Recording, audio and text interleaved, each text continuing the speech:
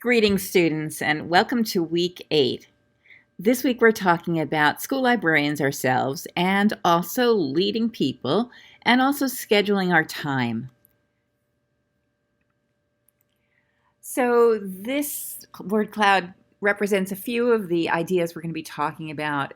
It's important to know that staffing is a basic element of our library program, and it may be one of the elements that poses some problems for you. If you're lucky enough to have staff, then you are in the position of a supervisor, but you're kind of in the middle because you're not really an administrator in the same way your principal or head of school might be. Your staff will look to you for guidance and structure, but the only legal authority you have is delegated to you by that principal. In many cases, you'll come into situations where you don't get to pick your staff. The staff may be a group of people you've inherited or one person you've inherited. And you may or may not have a say in the volunteers you choose, but you do need to pull them together, and you do need to lead them in a direction that benefits the whole learning community. And this means that you're going to need to have excellent interpersonal skills, and you can develop and make your interpersonal skills better and better as you move through practice. Let's start by thinking about the things we do. I created this chart a couple of years ago to summarize some of the major buckets into which we can think about the things we teach. And I know you've seen this before, probably in our week on instruction, but I just want you to keep in mind that there are charts like this that will represent to other people a little bit of an informal job description, or what it is we do when a colleague, a partner teacher would ask. There's also documents from the American Association of School Librarians that you can refer to.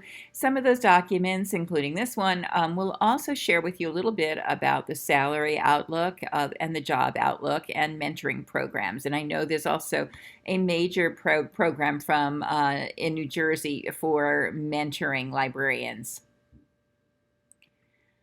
Speaking of AASL, one of the things that, as a member of the implementation task force, we built into the standards were the personas. And I'd like you to think about the personas as we talk this week about the people with whom you're going to interact, and also the people upon whom you have impact. And it's interesting to note that 4 of the personas are librarians themselves, and we'll look at them a little bit more closely. And so if you get to know their names, you'll begin to use their names as a shorthand for the types of people you're interacting with. It's very possible that some of you are going to think of yourself as NOAAs, new librarians, or librarians who need a little bit of support. You may have mentor librarians out there, but your needs are going to be different from the librarian who has been in practice for 10 or 20 years, probably like your field experience librarian. And so recognize others like you, recognize that there are networks, that support is available, and don't be shy about asking for help. It's not an era anymore where we have closed file cabinets of lesson plans. People are sharing vigorously, and it takes a while for you to feel like a pro or a veteran. So embrace the support that's out there.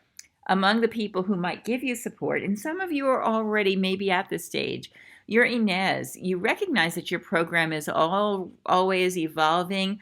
You really live for challenges. You want to make your program excellent. You know that you have partners who can help you, and among those partners are your students and the teachers with whom you work. You are going to be supported by a network that may not be local, that could be international, and you will bring all sorts of energy into your library, and you will all, my friends, grow into Inez in a little bit if you're not already there. I want you to be excited about being Inez. And next, you're going to meet Margot. In some districts, this is an informal capacity. This is the mentor. This is the person who is going to be the one who offers you support on a regular basis. It could be that your field experience librarian will be a long-term mentor for you. I will also be a mentor for you.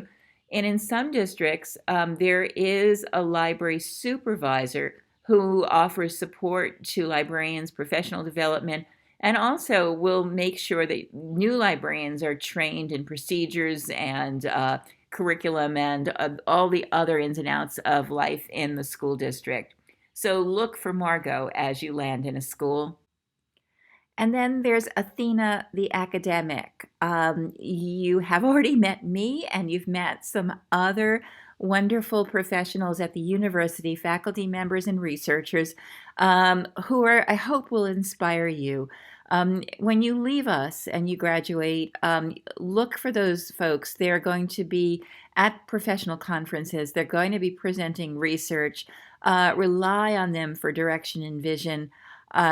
They will be in your professional journals, and you will likely develop long-term relationships with the people you met here at Rutgers. Your impact and the relationship building that will happen in your school will, of course, go beyond any other librarians that you meet in your school, in your district. You will be interacting directly with Leon, the lead learner. Or Leon or Laura or whoever she is an administrator or somebody in a position of prominence. It could be a curriculum director, somebody in central office. This is a person you're going to need to rely on heavily. We talked about those power relationships earlier in the course, but your influence on them can be incredible and you need their support. And honestly, they need your support. They may not even know in which ways you can support them. They may not know what your contributions will be to their own practice. For me, I was able to figure out what kept my administrator up at night, and I understood his or her interests, and I would feed them articles, journals, materials, anything they needed. I would also help with all the professional development in the school. So as we were developing ideas for PD, for faculty meetings, as we were planning unconferences, I was right there making sure that this person would succeed. And I think that effort was well appreciated, and it paid off in terms of library. Tony, the teacher, you're going to meet all sorts of teachers. You can't do your job without your teachers, of course. And Tony is the one you may need to convince. Tony might be a new teacher, or he might be the kind of teacher who closes his doors and doesn't need a collaborator. He may not know the value of your partnership, the fact that you'll scout for him, the fact that you'll handle the technology or integrate resources or build him a LibGuide. He may never have seen an animal like you before, and you need to do some persuasion. You won't get all the Tonys in a year or even 5 years, but you'll slowly build their trust and you'll slowly build their understanding of the value you might have to their program. You have to consider what's in it for them. And then, of course, is Patty, the parent. As a librarian, you can really build support among the entire community of all the groups, especially the groups that are underserved. There are so many parents in our school communities whose voices we don't hear. We hear the active parents. We hear the PTA parents. We hear the parents whose children have special needs. We hear the parents who are just who like their voices heard at meetings. But there are, I don't know, 90% of parents who you'll never meet, or you'll only meet on school visit night or faculty night. So you can reach out and you can build community among these parents with programs, with special events, by attending the PTO meetings, by sending letters home, by sharing a phone call with us, especially when a student does something remarkable. And then, of course, these people have no names, but they are your learners, and you will be identifying them and some of the other folks as you build your strategic plan. Having a specific student group in mind, for instance, the ESL students or the AP US History students, or somebody to focus on, helps you create goals and objectives that are actually doable and measurable. So we'll come back to that, and you'll think more about that as you build your plan, but always have those individual students in mind. So who are you? um, what I want you to do this week is do some reading about the school librarian part of the framework in the National School Library Standards. I'm going to just go through a few of these pages. Um, in the school librarians part of the framework, it goes through all the domains, the way people learn, as well as all the shared foundations. So, under Inquire, for instance, why would school librarians start with Inquire? For centuries, great thinkers have built new knowledge by inquiring, thinking critically, identifying problems, and developing strategies for solving problems. Please go through the framework and read about all the ways as a professional you hit the domains and you hit the shared foundations of Inquire, of Include, of Collaborate, of Curate, Explore, and Engage. You may also want to look at some of the ASL position papers, and this one is on appropriate staffing for school libraries. There may come a time where you need to share this information with an administrator or a board to make a case.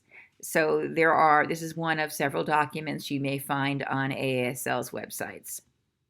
So the national standard sort of describes who we should be professionally, but who are you personally? And what do you bring to the table in terms of your leadership characteristics that come from your own personality? Some of you may be familiar with the Myers-Briggs Personality Inventory. And if you are, I just want you to just go back and think about the 4-letter characteristics that are part of the 16 personality types. And think about that in terms of how you might interact in a school environment with the administrators, with any staff that you might have, with parents, with students. Your personality type has a lot to do with that. This blog post from Knowledge Quest from Dr. Daniela Smith explores how she was influenced by her discovery of what her personality type was and how she operated. And so, like Dr. Smith, I'd like you to think about that. So, as the Myers-Briggs Foundation site says, the purpose of the inventory is to make Jung's theory of personality types understandable and useful in your life. And so it will help us understand how we interact with others. When I did my own, my ENFP personality was called Campaigner. Now, 16personalities.com is the free version of a test, one of several. And as you can see, I am extroverted, intuitive, feeling, prospective, and it looks like there's another one, and that's turbulent. I'm not sure I completely agree with it, but that's a result of the questions I answered. If you've already taken the Myers-Briggs and you want to try another personality report, this one deals more with relationships. And Dr. Smith introduced this one too. It's your DISC personality report. And there is a site that explains it, and there's also a free version of the inventory. And the way you interact with this is there are a number of questions, and you do thumbs up for the most connected trait to the way you act with sometimes with others, and then you choose the least, a thumbs down for the way you are least likely to respond or act. And when I did that one, it told me I was socially oriented, and I have strong self-motivation to get to know people in all walks of life and nurture those relationships. You have a natural enthusiasm for all types of ideas and projects, your own and other people's. People are likely to describe you as generous, persuasive, and optimistic. And I think that when I think about the way I interact with others, I think that's likely true. But this one does more about how you are in relationships, so it might be worth a try if you choose that option for a discussion question this week. I'm a big fan of the School Reform Initiative. They have loads of wonderful lesson and conversation protocols to use in libraries and classrooms. One of them is called the Compass Points exercise, and similar to Myers-Briggs, it uses a set of preferences which relate not to individual but group behaviors. And it's really important in helping us understand how our personalities affect our work in groups. So I'm going to be asking you in this week's module to do the compass point exercise, and you'll be doing this in a Google slide deck, and it will be color coded. And you will decide. I know that many of us are more than one compass point, north, south, east, and west. But I'm asking you to pick your dominant compass point as described in this activity and meet your buddies in a color-coded group of slides to decide why you're in that space and how your dispositions affect the way you work in groups. And then we'll come back into Canvas and have a conversation about who's who and what our understanding about our compass points or our Myers-Briggs letters mean in terms of the way we interact with others. The other way I sometimes see myself on the floor of the large and very active library that I used to lead was as a point guard, and I came up with this metaphor that I really did like, and it had to do with understanding my teacher teammates, coaching and leading on the library floor, in the faculty room, and online. So it was a coach.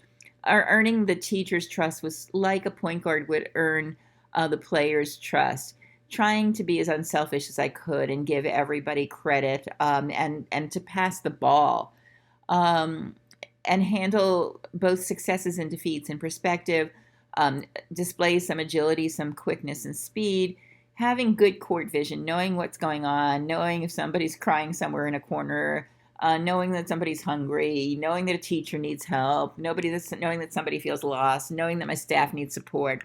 All of those things are part of what I thought of as being a good point guard and also being a good librarian. You'll come up with your own metaphor, I think. So back to what you're going to be doing, aside from the teaching, there's a managerial aspect to this job, of course. And we've talked a little bit about some of those elements. And one of the things you're working on right now, setting a strategic plan, including mission, goals, objectives, managing and leading an instructional program. Please observe your field experienced librarian as he or she leads the staff, the facility, the collection, is concerned about access to the information and resources, works on budget and advocacy to meet the goals and objectives. And all of this is connected to the plan that is so important. In addition, if there is any staff or volunteers, student or adult, you'll be writing job descriptions. You'll be recruiting and hiring and supervising the staff, whatever it looks like. And you'll be evaluating your program and setting new goals and objectives. And we'll get to evaluation in a later module. So questions to think about as you land in your first library, and all of these create a very different situation. Will you have an aide, an assistant, a paraprofessional? What are the sorts of things that would close your library? Does the library close at the drop of a hat? And there's a wonderful spoken word poem in there by, you'll recognize it when you see our playlist. Do you have to close for lunch? I mean, well, will a meeting close your library is what I meant by the other thing. What type of substitute situation is in place? Should you want to go to the NJSL conference in December or November? What happens when you leave? So you need to figure that part out. Will you be able to attend conferences? Is that encouraged or discouraged in your district? What will your hours be? Will you keep the library open before and after school? And how will you staff it?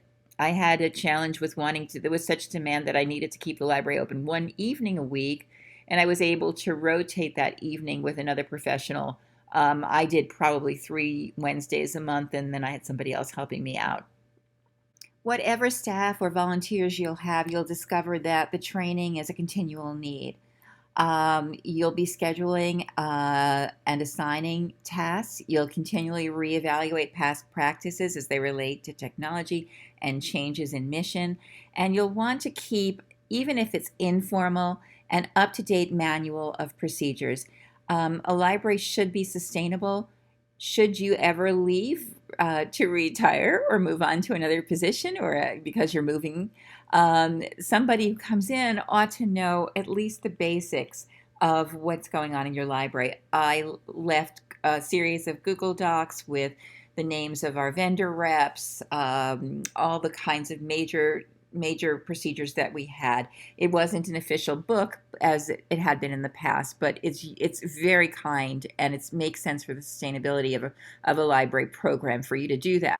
You're likely also to be the tech leader in your school. School Library Journal regularly does a technology survey. This one from 2019 found that school librarians lead the charge to integrate technology into learning, spearhead coding initiatives, serve as technology experts. The topics that were surveyed included the percentage of school librarians who are responsible for technology used in the school library, the average amount of money from all sources spent on technology for the school library, and the perceived benefits of technology and technology leadership. You can see some of the data in these few charts. Just to highlight a few of the responses, 71% of librarians, and this was a survey sent out pretty broadly to SLJ readers and subscribers. 71% were responsible for tech use in the library, 51% collaborate with teachers to create tech integrated instruction and assessments, 45% help introduce tech at the classroom level, 43% say teachers and students come to the library to learn new technologies, 41% lead technology development activities, 38% said they impact technology adoption and integration school-wide, 36% serve on their technology, the school technology team, and 28% co-teach tech-rich lessons with their classroom teacher partners. And there's more. Please read this and understand how technology is truly integrated into your jobs. And we know that that was never more important than over the 18 months that the pandemic was raging, and it probably continues to have great impact. AASL did a series of snapshot surveys. In the final one, which was reported on in May 2021, they reported over the last year, AASL surveys have shown the school librarian's integral role in uncertain times.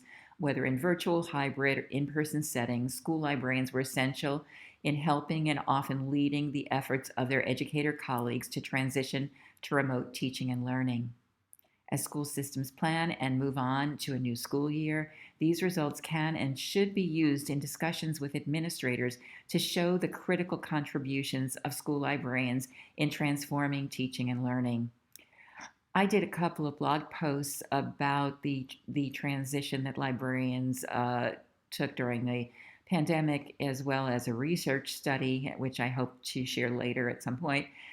And one of the things we noticed was that school librarians functioned as the glue, but often that role was undocumented, and so it is critical that you write reports and make your service, your technology service, or the other aspects of your role really transparent, and allow administrators to know, brag a little bit about your contributions. Otherwise, no one will know about them, and you could be a tree falling in the forest. You have to report. You have to show the evidence. We'll be talking more about that in a few weeks. Wanted to just talk for a few minutes on job descriptions and hiring. We're going to be doing a little bit more of your own job search as we get to the latter weeks in our course. But just to point to this, because you may start your job search early, on one of our LibGuides, I have a series of job boards and ways to search for school library jobs as well as other jobs. And some of these things you may not have even thought of, like many of you adventurous types might want to work at the international schools. If you are interested in working for the Department of Defense, there are a lot of job opportunities in places where the U.S. has military bases, and some of them are in the United States. You'll find more information on our jobs and finding jobs and recruitment on the AASL website, including job descriptions, as I mentioned before. And we'll look at this more closely in coming weeks. But again, some of you might need this earlier. I've been compiling a list of what my students tell me are some of the interview questions they've gotten. So it's an extensive list. You'll never get all these questions, but I just have been trying to be comprehensive about this. And if you get others, please let me know, and we'll be adding them to this list of questions. In addition, I've been keeping a few job descriptions on our Google Docs. Here is one that I've been building that I used initially when we were hiring our own paraprofessional for my high school program. Another thing you might want to think about as you move forward professionally, and this is definitely not for your first year in practice, you can achieve a certain distinction within our profession, just like all the other teachers in your school. AASL has a rationale for pursuing national board certification. It's a nationally recognized opportunity. In some states, you get higher pay if you're a nationally board certified teacher. In some schools, it's just something to prove to yourself and to others that you have a certain level of competence and achievement. And so if you're looking for this opportunity to grow professionally, there's wonderful resources for professional development and reflection in the National Board Certified materials. And we'll talk more about this at a later date, but also in terms of professional growth, this is a LibGuide that has some of the opportunities for connecting with professional organizations. We have a number of excellent state and national and also international opportunities for you to connect that are more formal than some of the online communities of practice, which you know I also value. There are job descriptions for support staff, and this was gathered again by Linda Bertland, who is a retired librarian for the school library directory. Please make use of these. You can certainly edit them. And then we'll be talking about this in an upcoming module too, but you need to figure out who is responsible for evaluating your performance, but also who is responsible for evaluating the performance of your assistants. I don't want you to get into a situation like one of my earlier situations where I inherited assistants who were awful, and there was no way I had of rating them or getting rid of them. And they were basically bad-mouthing me and destroying my program. I hope that doesn't happen to you. In the future, beyond that, I was able, luckily, to hire my own assistants or to encourage people who wrote legacies to leave if they really weren't pulling their weight. But that is a situation you may find yourself in, and without any power to evaluate, you can use your personal influence, but you will find that sometimes you can do great things with personal influence and sometimes you can't. But just be aware and try to figure out who does that evaluating. Now let's talk about volunteers. I have loved my volunteers, and they have been a lot of work in the past. We have adult volunteers, parents and grandparents. You'll see an image for that in a minute. Parents and grandparents and community members. I have lists of volunteer duties that I kept. Some of these were focused on student volunteers and some were focused on adult volunteers. In terms of adult volunteers, you need to think a little bit again about what's in it for them. WIFM, or what's in it for me.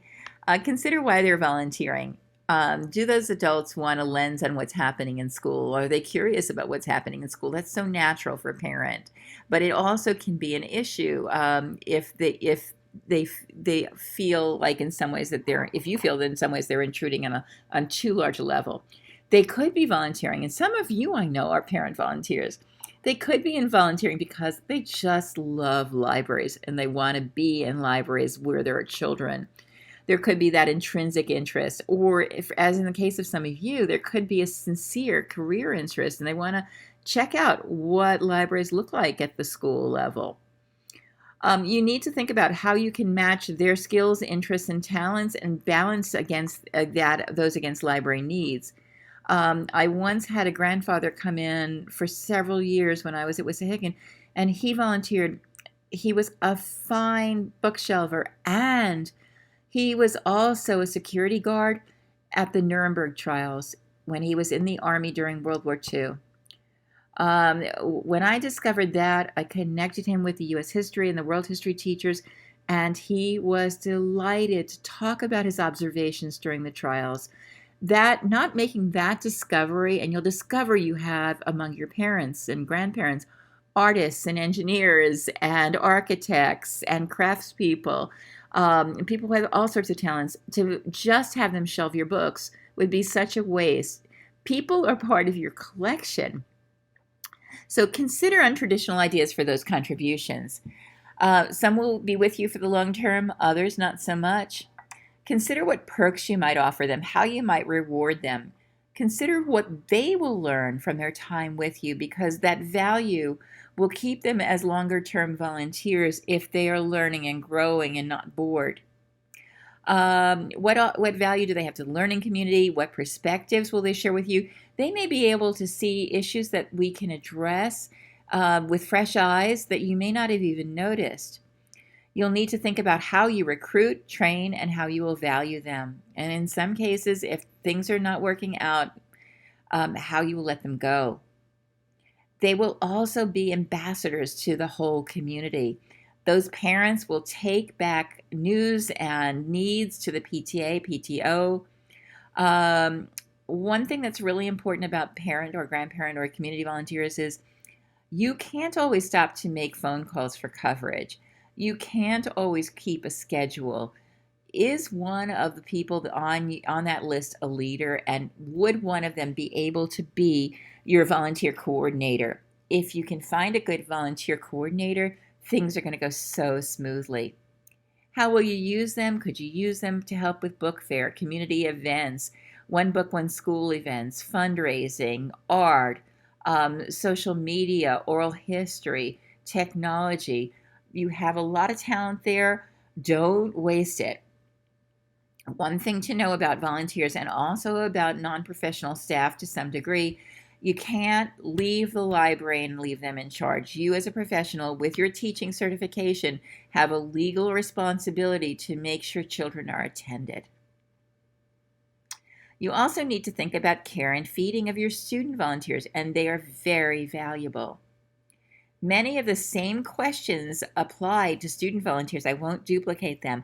But with student volunteers, remember, it's their library, and the way you make them feel connected to their library as leaders in their library is really important. So with student volunteers, in addition to matching their needs and skills and talents, and you're among them, you're also going to find artists and filmmakers and public relations experts. And so you want to make sure you leverage their talents. What perks might you offer them? In the past, I've offered extended checkouts, access to the new materials. In fact, opening those boxes is pretty darn exciting. Stewardship of a particular operation, kitchen privileges, and I fed very needy kids, and it was very valuable when you can do that. Printing privileges, gifts, badges for certain achievements. What will they learn? It's really important that you don't exploit those kiddos. I know some of the lists of activities include things like dusting and cleaning. I tended not to do that, because if I discovered as a parent that my children were dusting and cleaning the library and not using their learning time in a valuable way, as a mother individually for me, I would find that a problem. How we recruit and change them. And again, how will they be ambassadors to other students? You can use students in very creative ways. A number of libraries use students as parts of advisory boards to help them make decisions. In my advisory board, helped choose the colors in the furniture and helped me make my Creative Commons, which was my version of a makerspace in the old way back days. Can they be part of a tech squad that you send out to classrooms?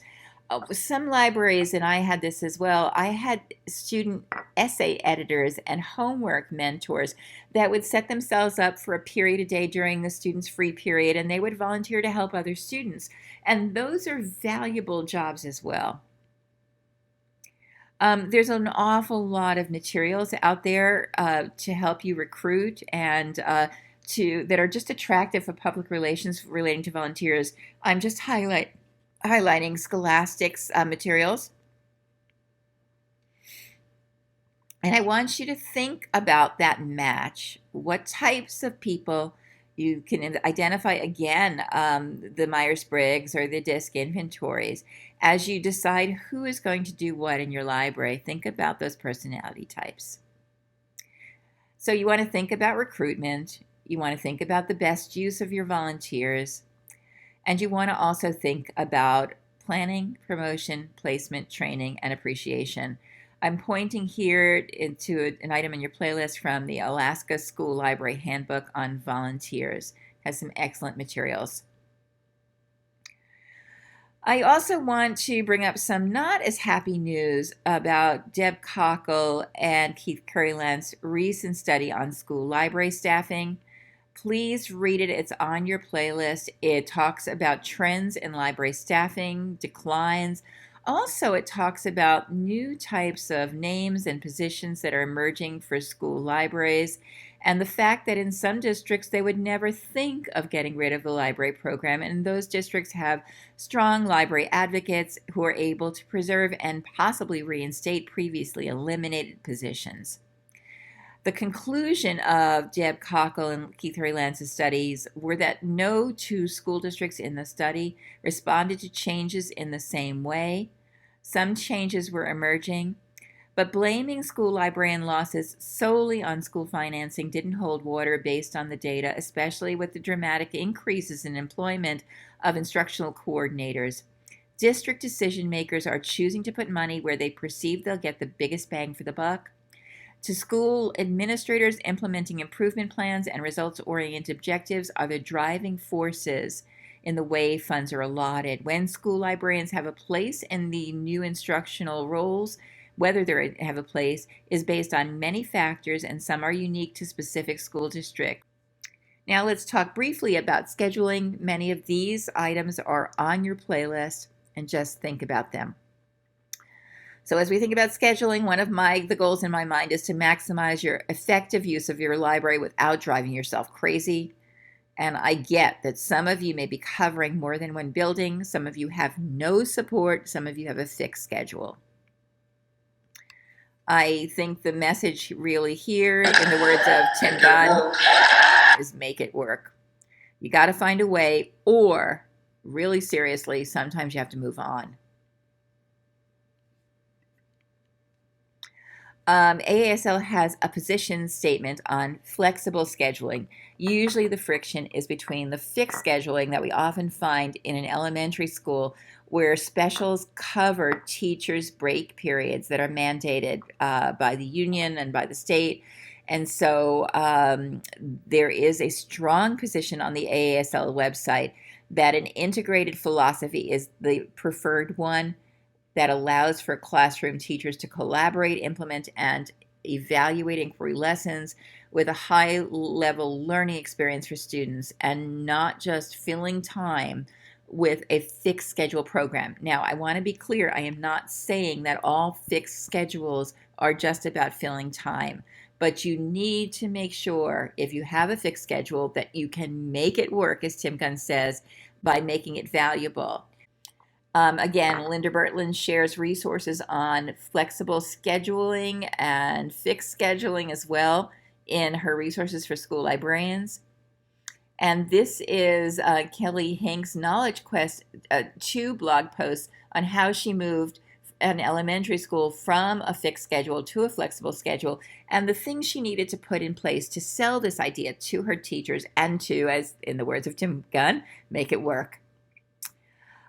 This article from the Idaho Commission of Libraries goes into the examples, actually pros and cons of fixed versus flex schedules, and also briefly discusses the value of a mixed schedule. And I hope that you can take a look at this in greater detail and think about what will work best for your program, especially if you have an elementary. You'll note that in middle schools and in high schools, there are generally flex schedules. So you work with teachers to schedule who's coming in and what your involvement is in the instruction and the implementation of the instruction, and also evaluation. And you'll be planning with your teachers on the secondary level in most cases. How are you going to do a schedule? There's a video on your playlist that talks about another tool that you can use to make a library calendar reservation Google is suite your of resources. Google Forms, and you can connect it to your Google Calendar, and I'm going to show you how to do that here. So I'm going to let you view that on your own. This is by Zinnia Bayardo. And this is Doug Johnson, who went from librarian to library supervisor, talks about his decision to use a fixed schedule in the elementary and why it worked. So this is, if you are facing a fixed schedule and you're concerned that you can't make it work, Doug Johnson offers some seriously good tips. Another thing you may face in terms of staffing and yourself being staffed is duties. You may find yourself with bus duty. You may find yourself with cafeteria duty. Think about whether it makes sense. Sometimes you need to really be part of the team and do this. But if your library is open in the morning and you find yourself with early bus duty, or open for after school hours and you find yourself with late bus duty, you're already doing a duty and that may not work. A new principal once put me on cafeteria duty, and what was going on was the kids were all getting passes from the cafeteria to come to the library, and my library was unattended by a professional. When I finally demonstrated that, the principal was watching me give passes to the library as I sat right outside the cafeteria, he finally got it, and he said, "This is really an unsafe situation, Joyce, isn't it?" And I said, "Yep, it is an unsafe situation. There are 200 students up there with my aide." And so he finally realized that I was doing duty. In fact, I was seldom eating lunch, but I was keeping the library open during all 3 lunches. You also need to think about procedures for how many or whether or not students can come, especially at the secondary level from study hall. You can't take everybody in, especially if during those periods, you're also seeing 3 or 4 classes at a high school. So you need to come up with a process where people who need to come to the library, who probably would prefer leaving desks like these to be in a really cozy spot like your library lounges, you can accommodate them. Can you get another teacher to do study hall duty in the library if there's enough space? All of these things are really unique to individual library situations, so they have to be worked out on a school-by-school basis. But definitely think about what your plans are. If you are in a field experience at a high school, you're likely seeing library procedures like that, which brings me to the fact that you are in a district likely asked to be placed for a few days in the opposite or around the district, so you can see how other types of level spaces work. If you're in an elementary, please try to see a middle or high school. If you're in a middle school, please try to see the high school and the elementary situation. And then how will informal visiting happen? How will you manage drop-in use during lunch, from classes, from study halls I mentioned? What kind of library pass system might you have? Is there a different type of system that might be digital? All of these things need to be things you think about as you think about people and how they use your library. And so this week I'm looking forward to seeing discussions about many of these topics we brought up, and I'm hoping it's lively. I will see you in the discussion threads yet again.